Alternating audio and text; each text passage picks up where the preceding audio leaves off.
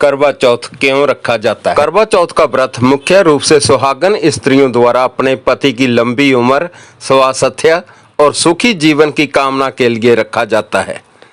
यह व्रत हिंदू धर्म में विशेष रूप से उत्तर भारत, पंजाब, हरियाणा, राजस्थान, उत्तर प्रदेश और मध्य प्रदेश के क्षेत्रों में मनाया जाता है। इस व्रत के पीछे करवा माता की कथा और पति पत्नी के बीच के अटूट प्यार का प्रतीक माना जाता है।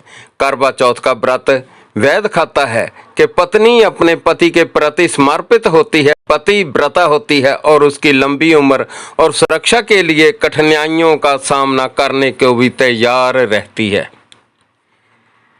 करवा चौथ कैसे तोड़ा जाता है?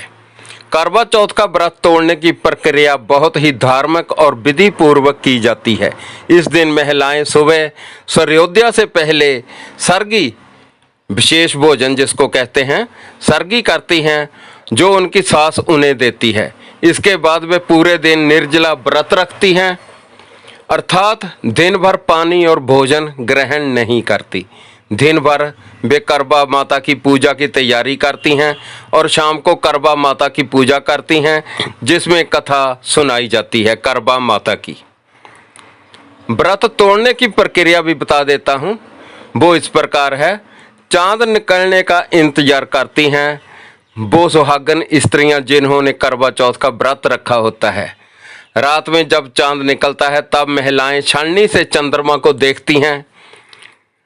चंद्रमा को अर्घ्य देने के लिए महिलाएं एक थाली में जल, फूल, चावल लेकर चांद को जल अर्पित करती हैं और उसकी पूजा करती हैं। चांद को देखकर वे अपनी मनोकामना व्यक्त करती हैं और पति का चेहरा देखना। इसके बाद महिलाएं उसी छाननी से अपने पति का चेहरा देखती हैं और पति उसके लिए जल जब भोजन ग्रहण करवाता है और व्रत तोड़वाता है। व्रत खोलना, पति के हाथ से जल या मिठाई ग्रहण करके व्रत खोला जाता है।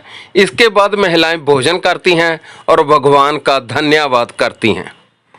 इस प्रकार करवा चौथ का व्रत बहुत ही पवित्र और पति पत्नी के प्रेम का प्रतीक है, जिसे विशेष रीति रिवाजों के साथ संपन्न किया जाता है। करवा चौथ की करवा माता की विधि पूर्वक कथा मैं सुना रहा हूँ। करवा चौथ का व्रत हिंदू धर्म में सुहागन स्त्रियों के लिए बहुत महत्वपूर्ण माना जाता है।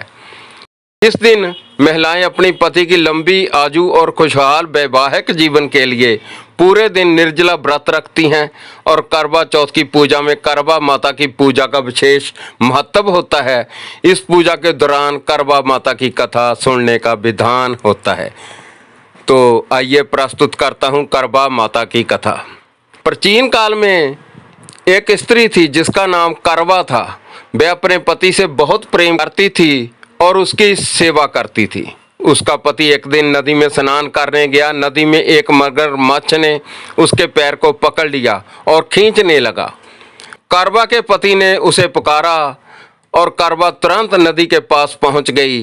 करवा ने देखा कि मगरमच्छ उसके पति को खींच रहा है, तो उसने एक धागा लेकर मगरमच्छ को बांध दिया और उसे रोक लिया। इसके बाद करवा जमराज के पास गई और उससे आग्रह किया कि वे मगरमच्छ को मार दें, क्योंकि उसने उसके पति पर हमला किया है।